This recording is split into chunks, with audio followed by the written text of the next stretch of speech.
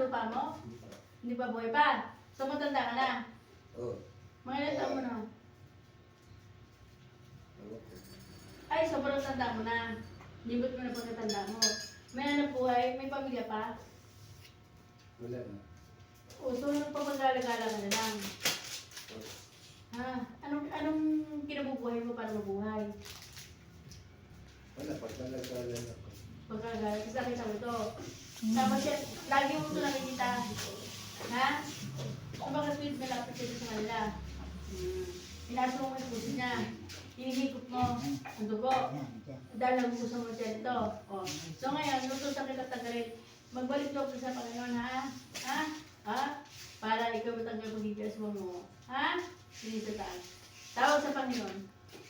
Tawag sa Panginoon, Jesus. Marinig ko ang boses. Tawag ka sa Panginoon. Panginoon Jesus, patawarin niyo po ako sa kasalanan ko ako. Sa taong to, aalis na po ako. Pagagaling ko po ang mga sugat na niligay ko sa tiyan niya. Mga sugat na nilagay sa tiyan niya. Ang mga laway ko, tatanggalin ko. Mga laway ko. Tatanggalin ko. Baguhin niyo po ako, Panginoong Jesus. Baguhin niyo po ako, Panginoong Jesus. Kabagan niyo po ako. Kabagan niyo po ako. Kabagan niyo po ako. Linisin niyo po Linisin niyo po. ang aking puso't Ang isipan. aking puso't isipan. O, anong sagot ang ating Panginoong Jesus? Amen. Anong sagot ang ating Panginoong Jesus? Amen? Amen. Nakikita ka ba? Nakikita mo siya? Opo. Anong kulay ng damit ng Panginoong Jesus? Puti. Puti.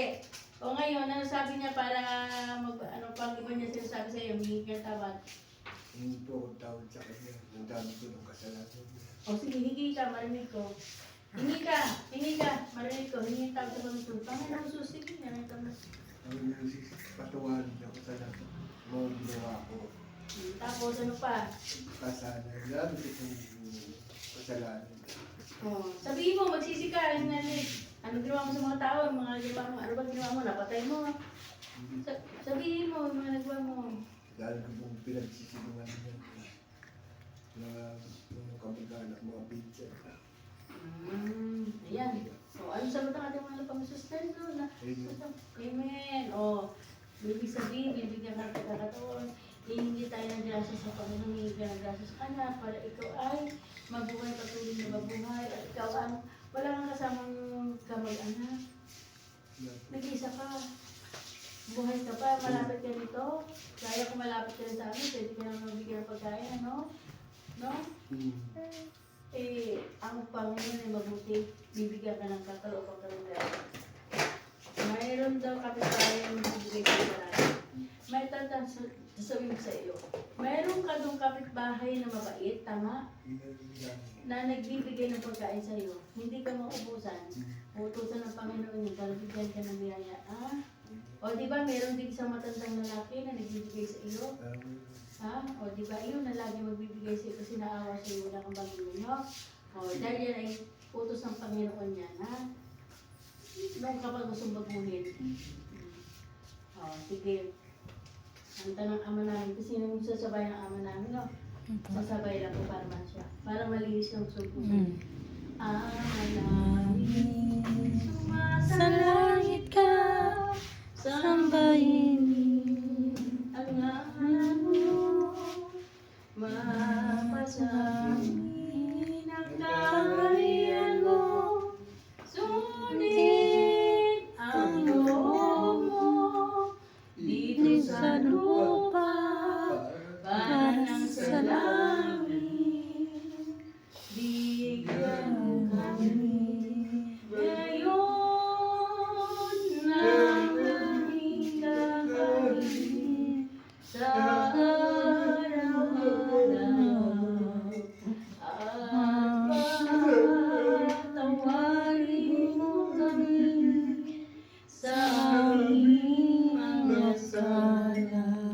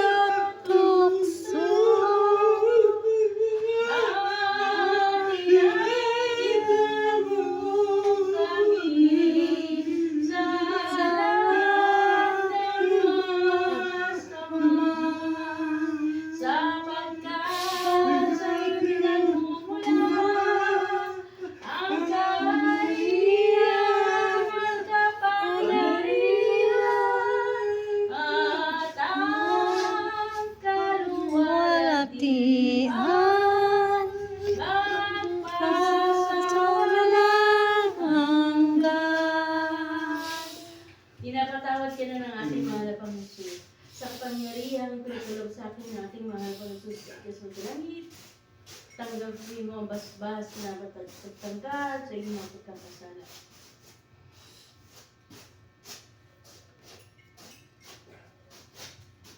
Ilinis lang yung puso't isipan. Ayan, ngayon, pikit ka, kita mo pa rin ang Panginoong Jesus. Kausapin mo siya, at yan, pagkakataon nyo kasi konti na lang ang hindi naman sinasabi ng edad na kayo. Diba, kaya kayo nagsisilbi. Bibigyan kayo ngayon, makakaramdam kayo lagi ng ginawa sa katawan. Hindi na kayo nagkakasakit. Yan ang magbigay sa'yo ng ngayon. Dahil ikaw nagbalik loob ka sa Panginoon. Sabi niya, nananamig ko, hindi ka na daw magkakasakit. Yan daw ang kapalit sa pagsisisi mo ng daw totoo. Diba? Nakikita mo pa kayo ng Panginoon Jesus, diba? Pwede mo siya yakapin. Sige, yakapin mo ang ating bahay ng Jesus. Pwede mo siya yakapin. Pwede mo siya yakapin ang ating mga Jesus. Kita mo siya, mahawakan niya. Nagbigaan ka. Yakapin mo, hawakan mo. Yan. Para luminis ng gusto mo yung puso. Maganda sa pakan. Hindi ka na daw magugutom. Parati daw sa inyo magbibigay ng biyaya. Ay sabi. Kasi mga taong katulad namin na nandito iba sa lupa. Sinusubukan niya kung gano'ng katatag. Lahat ng pagsubok ibibigay. Kung bibitawan ng Panginoon Jesus gagawa ng hindi. Basta't man hindi maganda, ayun. Kasi hindi pwede ibigay ang biyaya basta-basta dahil hinahadlangan ng mga kalaban. Pero ngayon, kaya buti natapatan mo kami. Diba? Sige, aalis ka na ngayon ha. Magiging mabuti na ha. Painumin kita ng tubig na may basta.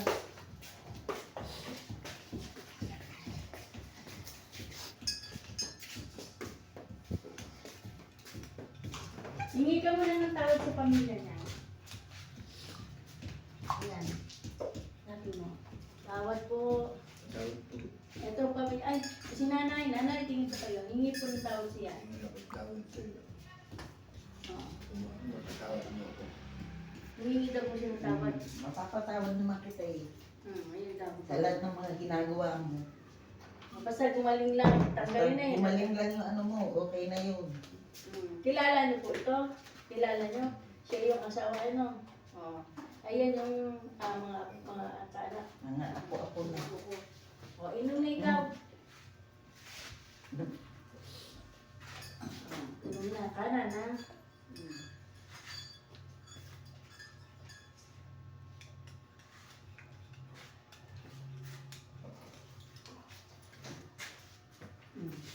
Natandaan mo ha? Magpapakabuti na lalo ha?